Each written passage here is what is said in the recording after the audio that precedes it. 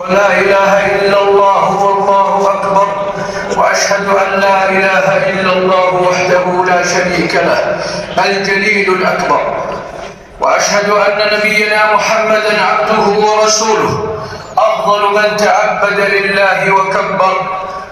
اللهم صل وسلم وبارك عليه وعلى آله وأصحابه الذين ساروا على السنة والأثر. أما بعد فاتقوا الله عباد الله، فمن اتقاه فاز الفوز الأكبر. عباد الله، عيدكم مبارك، جعل الله أيامنا سرورا وفرحا وحبورا. العيد في الإسلام ترويح للقلوب وإسعاد للنفوس، فيا أيها المسلم حق لك أن تفرح بما من الله عليك من لذة الطاعة وأسبغ عليك من نعمة الهداية. قل بفضل الله وبرحمته فبذلك فليفرحوا هو خير مما يجمعون. فيا أمة الإسلام، أدخلوا على أنفسكم في أعياد الإسلام البهجة والسرور والسعادة والحبور، وهكذا كل يوم لا يعصي الله فيه المسلم فهو بهذه المثابة. من مقاصد العيد تقارب القلوب ونشر المحبة والمودة بين أبناء الإسلام، فتبادلوا السلام والتحاني وابذلوا لهم الدعاء والتهاني. عن رسول الله صلى الله عليه وسلم أنه قال: ما من مسلمين يلتقيان فيتصافحان إلا غفر لهما قبل أن يتفرقا، وله شواهد يكون بها حسنا. انشروا في كل لحظة وحين لبعضكم البشاشة والطلاقة والرحابة، وأظهروا لأنفسكم الابتسامة والوضاءة، وتعارفوا بكل معنى جميل وكل فعل نبيل. ففي صحيح مسلم عن النبي صلى الله عليه وسلم أنه قال: لا تحقرن من المعروف شيئا ولو أن تلقى أخاك بوجه طلق. العيد مدرسة للتربية على سخاء النفس وسلامة الصدر وصفاء السريرة، وعلى العفو والتسامح والصفح، فتخلقوا بهذه الأخلاق الحسنة والصفات الجميلة. معاشر المسلمين، إن يومكم هذا يوم شريف. روى الإمام أحمد بسند صحيح عن النبي صلى الله عليه وسلم أنه قال: أعظم الأيام عند الله يوم النحر.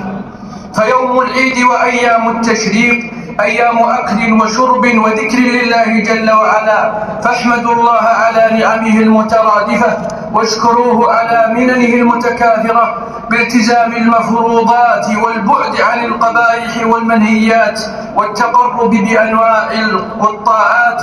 عباد الله، اذكروا الله ذكرا كثيرا وسبحوه بكرة وأصيلا. الله أكبر الله أكبر، لا إله إلا الله، والله أكبر الله أكبر، ولله الحمد.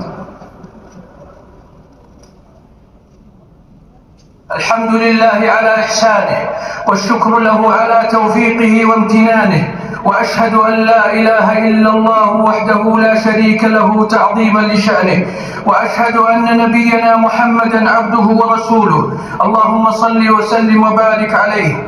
في وصية النبي صلى الله عليه وسلم لأمته يقول عليه الصلاة والسلام في حجة الوداع: ألا وإني قد تركت فيكم ما إن تمسكتم به لن تضلوا كتاب الله، فتمسكوا بهذا العهد الذي يكفل السعادة والحياة الطيبة والعيشة الرضية في الدارين. فيا أمة الإسلام، اسمعوا لهذه الوصية وخذوها بجد وقوة وهمة وعزيمة، تنالوا العزة والرفعة وتنقشع عنكم أسباب الذلة والعناء والهوان والشقاء. سبحان الله والحمد لله ولا إله إلا الله، الله أكبر.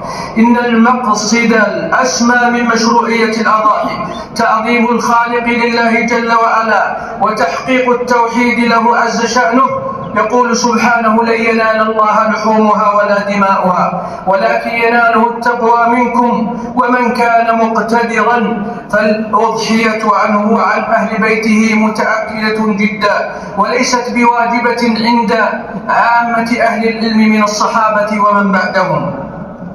والأضحية الواحدة تجزئ عن الرجل وأهل بيته من الأحياء والأموات، ويجب أن تكون الأضحية سليمة من العيوب التي ورد النص بها وما هو مثلها من كل ما يؤثر على بدن الأضحية وسلامة لحمها. ويجب كذلك أن يتفطن المسلم لسن الأضحية المعتبر في الإسلام، وهو في الإبل ما تم له 5 سنين، وفي البقر 2 سنين، وفي الماعز 1 سنة، وفي الضأن نصفها. ويستحب الأكل منها ويتصدق من لحمها ويهدي، والله لا يضيع أجر المحسنين. ويستحب أن يذبحها بنفسه إن كان يحسن ذلك، وإلا شهد ذبحها مكبرا لله جل وعلا شاكرا له على نعمه.